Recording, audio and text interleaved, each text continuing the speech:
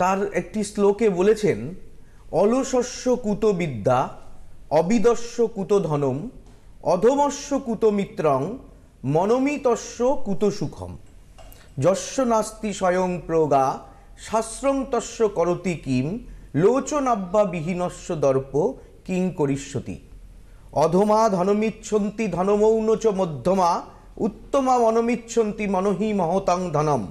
সর্বং পরসং দুঃখ, সর্বমর্ত বসং সুখং, এতাদ্দিদাত সমসেন লক্ষণ সুখ দুঃখয়।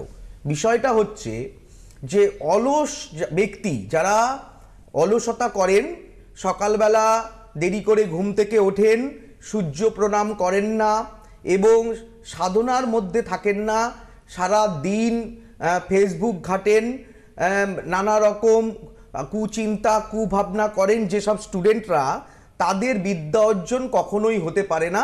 সে যতই বাগদেবীর আরাধনা করুক, যতই সে পুজো করুক, যতই উপাচার পালন করুক, কিন্তু শিক্ষা একটা সাধনার ব্যাপার। তাকে আমার কাছে বহু স্টুডেন্ট আসে, আমি তাদের চার্ট দেখে এবং বলে দিই যে তোমরা কি হয় বিষয়টা, অনেকে তার যোগ্যতা নেই, আগে জানতে হবে আমার কতটা যোগ্যতা আছে, আমার কতটা মেরিট আছে, আমি কতটা পরিশ্রম করি। অনেকে কিন্তু নিজেকে অনেক বড় জায়গায় মনে করে এবং বাবা মাও ভাবেন যে আমি হয়তো একটা মিডিল ক্লাস ফ্যামিলিতে একটা ক্লার্কের চাকরি করি, কিংবা আমি একটা প্রাইমারি স্কুলের টিচার, আমার ছেলে বিশাল বড় জায়গায় যেতে পারে। তা দেখতে হবে তার আইকিউ লেভেল কি আছে।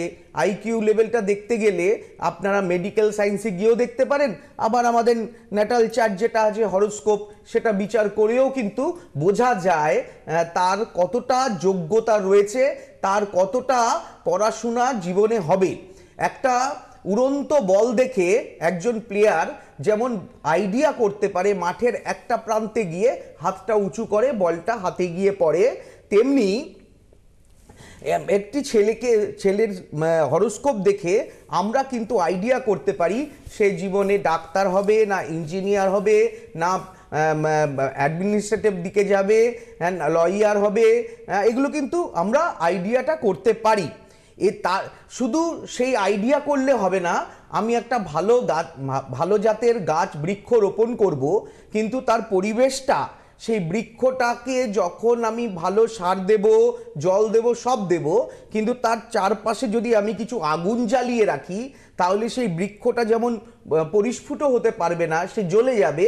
তেমনি একটা বাড়ির অ্যাটমসফিয়ারটাও কিন্তু খুব সুন্দর হতে হবে। অনেক জায়গায় দেখা যাচ্ছে পিতা মাতা, তিনি জীবন সংগ্রামে ব্যস্ত,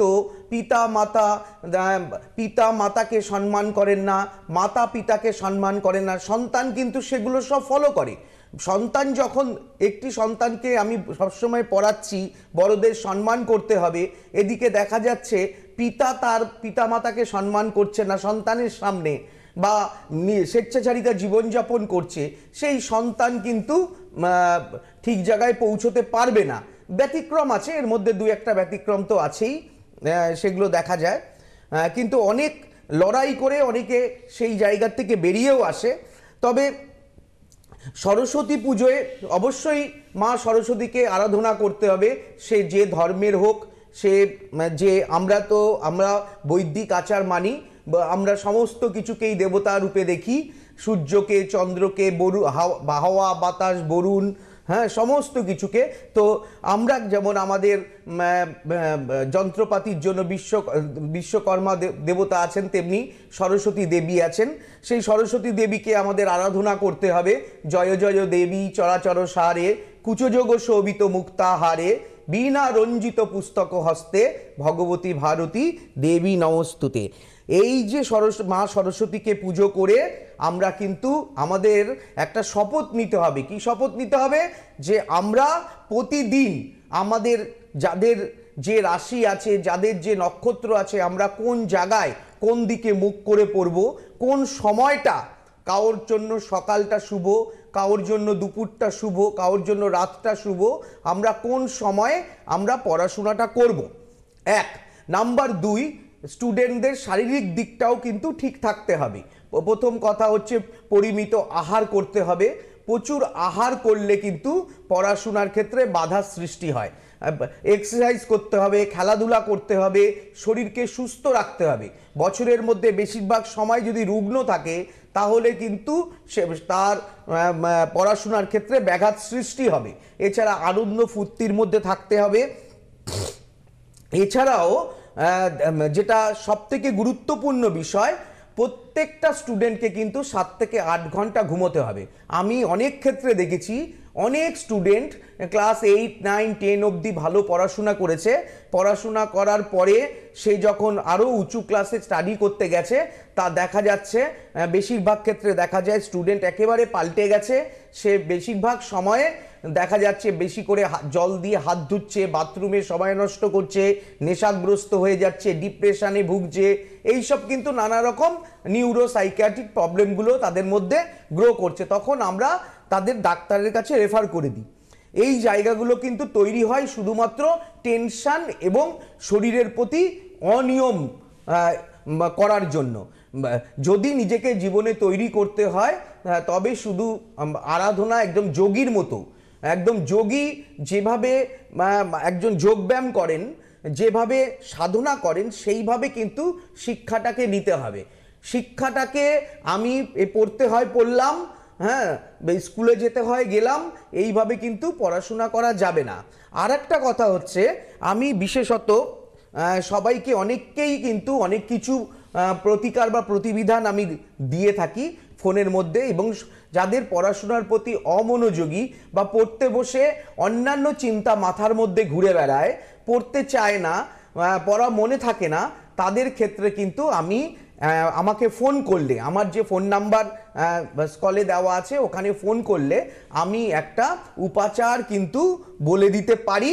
সেটা একদম আমাকে ফোন করলে যারা যারা জানতে চাইবে তারা আমাকে কিন্তু সেই উপাচারটা আমার হোয়াটসঅ্যাপে যোগাযোগ করে পূর্বে কী রেজাল্ট হয়েছে সেটা আমাকে ছবি তুলে পাঠাবে, এবং আমার উপাচার দেওয়ার পরে কতটা পরিবর্তন এলো সেটাও আমি একটু দেখব, যেহেতু এটা রিসার্চের সাবজেক্ট। হ্যাঁ, সেই কারণে আমাকে আগের পরীক্ষার রেজাল্ট আমাকে হোয়াটসঅ্যাপ করলে আমি উপাচারটা বলে দেবো, এবং পরবর্তীকালে তাদের কাছ থেকে ফোন করে নেক্সট কীরকম আমার জিনিসটা কাজ হয়েছে সেটা আমি কিন্তু জেনে নেব। এই হচ্ছে ব্যাপার। আর মানে পড়াশোনা করতে গেলে প্রথম কথা হচ্ছে যে এটা একটা সাধনা। সাধনা না করলে, যেটা আমি প্রথমেই শ্লোক বললাম, অলসের কখনো বিদ্যা অর্জন হয় না। আর যার বিদ্যা অর্জন হয় না তার জীবনে প্রকৃত ধন উৎপাদন বা অর্থ আসে না। আর অর্থ না আসলে তার বন্ধু বান্ধব হয় না, আর বন্ধু বান্ধব না হলে তার জীবন সুখী হয় না। কারণ জীবনের অর্থ সবসময় দরকার, তার জন্য প্রকৃত শিক্ষার প্রয়োজন। কারণ যারা মধ্যবিত্ত, যারা পুঁজিপতি নয়, হ্যাঁ, তাদের কিন্তু একটাই তাদের কাছে শক্তিশালী জায়গা হচ্ছে শিক্ষা। এই শিক্ষার মাধ্যমে কিন্তু মানুষকে, শিক্ষা হচ্ছে চেতনা বাড়ায় মানুষের। এই যে যেমন আমরা যে পঞ্চ ইন্দ্রিয়, 5 সেন্সেস, যে আইকিউটা, এই আইকিউটা কিন্তু বাড়িয়ে দেয় হচ্ছে শিক্ষা। যত পড়াশোনা করবে তত কিন্তু এটার মেধার আরও বিকাশ বাড়বে। তাই বিশেষত আমি বলবো যে এখনো সময় আছে, সুযোগ আছে। যারা জানতে চায় নিজে বুঝতে হবে, বাবা মা বললে হবে না যে আমার কোথায় ফল্ট আছে, আমি পড়তে পড়তে কেন ঘুমিয়ে পড়ি, আমি পড়তে চাইলে অন্য চিন্তা কেন মাথায় আসে, আমার পড়া কেন মনে থাকে না, বা আমি হয়তো কিছুদিন বই খাতাগুলোকে ঝেড়ে পড়তে বসলাম, তারপরেও আবার কিছুদিন বাদে সেই একই জায়গায় চলে গেলাম। কিংবা আমি বেশিরভাগ ক্ষেত্রে আমাকে এসে বলেন যে শাস্ত্রীজি, জানা জিনিস আমি পরীক্ষার হলে ঠিকমতো লিখে আসতে পারলাম না। এটা কি কারণে হচ্ছে? বিশেষত যাদের মাঙ্গলিক যোগ রয়েছে, যাদের মাঙ্গলিক যোগ রয়েছে, দেখবেন মানে আমরা যদি আমাদের চার্টটা দেখি তাহলে চার্টের মধ্যে লগ্ন, লগ্নের দ্বিতীয়, লগ্নের চতুর্থ, লগ্নের সপ্তম, লগ্নের অষ্টম, লগ্নের দ্বাদশে মঙ্গল থাকলে মাঙ্গলিক যোগ।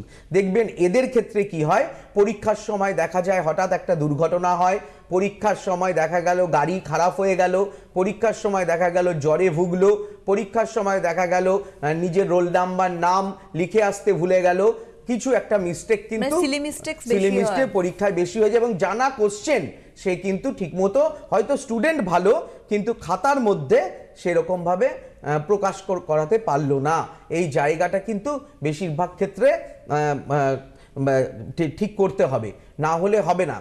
এবারে দেখা যাচ্ছে যাদের বৃহস্পতি কেতু বা বৃহস্পতি রাহু একই ঘরে অবস্থান করছে, যদি মীন রাশির ঘরে কেতু বা রাহু অবস্থান করে, এই জাতক জাতিকারা বিশেষত নিজে মনে করে বিশাল পণ্ডিত এবং তারা মনে করে তাদের যোগ্যতা না থাকলেও সেই জায়গায় দেখা যাচ্ছে যে স্টুডেন্ট হিসেবে ভালো না, কিন্তু স্বপ্ন তাদের বিশাল বড় বড়।